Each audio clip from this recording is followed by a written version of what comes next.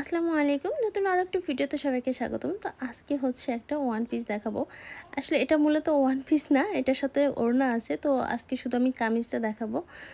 এই কামিজটা যে কি পরিমাণ সুন্দর, একদম মনে হচ্ছে ফুলের বাহার। অনেক কালারের সুতা দিয়ে হচ্ছে কাজটা করা হয়েছে।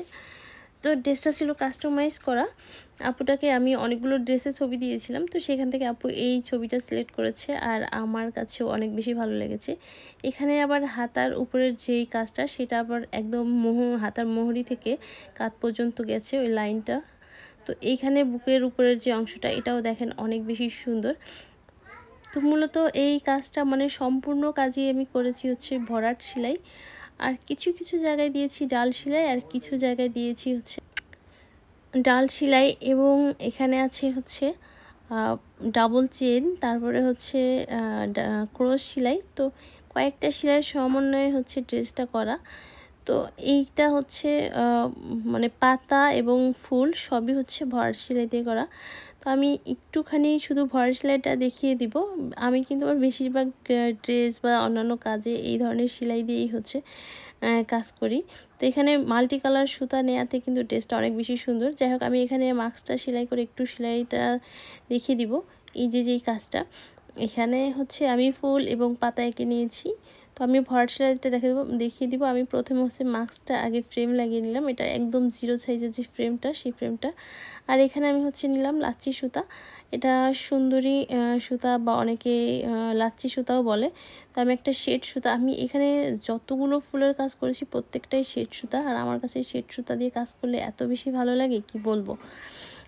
আমার কাছে মনে হয় এক কালার থেকে শেড সুতাগুলোতে বেশি সুন্দর ফুটে।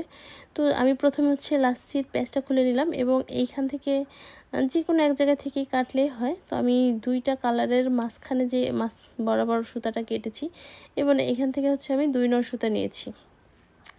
2 নর সুতা দিয়ে কাজ করলে সেলাইয়ের ফিনিশিংটা একটু বেশি সুন্দর আসে।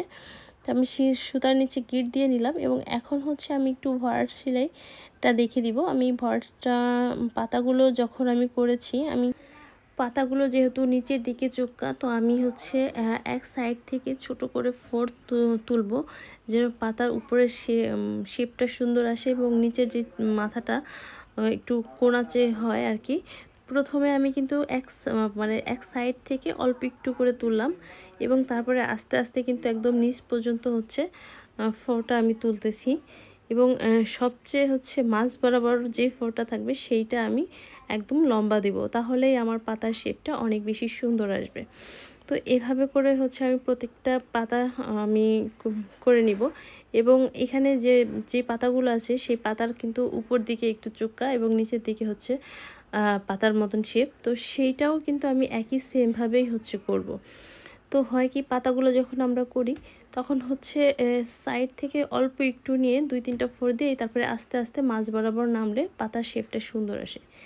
এখানে মাঝখানে যে আমি ফোরটা দিয়েছি এটা হচ্ছে ব্যাক স্টিচ ফোর মাঝখানে দিয়ে, এবং মাঝখানে যে ফাঁকা অংশটা থাকবে সেইখানে আমি জাস্ট একটা গুটি দিয়ে নিব।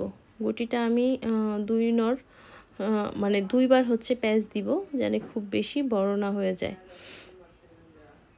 যেহেতু এখানে জায়গা কম, একটা দিলে কিন্তু দেখতে সুন্দর লাগবে না, এই জন্য হচ্ছে আমি এখানে 2টা গুটি দিয়ে নিলাম। দেখতেই পাচ্ছেন কি পরিমাণ সুন্দর লাগছে। তো পুরো কাজটা করার পরে কিন্তু অনেক বেশি সুন্দর লাগবে। আর এখানে আমি পাতা সেলাইটা দেখালাম না, কারণ হচ্ছে আমি পাতার সুতাটা দেখছি যে আমার কাছে শেষ হয়ে গেছে। এই ড্রেসটাতে অনেক বেশি সুতা লেগেছে, তো এই জন্য হচ্ছে পাতার সেলাইটা আমি দেখাতে পারলাম না। তো একই সেমভাবেই হচ্ছে প্রতিটা কাজই করা আর কি। তো পাতার সুতা আমাকে আবার আনতে হবে, তারপরে হচ্ছে এই মাস্কের পাতাগুলো করতে পারবো। যাই হোক, আপনারা যদি কেউ এ ধরনের ড্রেস অর্ডার করতে চান অবশ্যই স্ক্রিনে দেওয়া নাম্বারে হোয়াটসঅ্যাপে আমার সাথে যোগাযোগ করবেন। তো ধন্যবাদ সবাইকে, ভালো থাকবেন, আল্লাহ হাফেজ।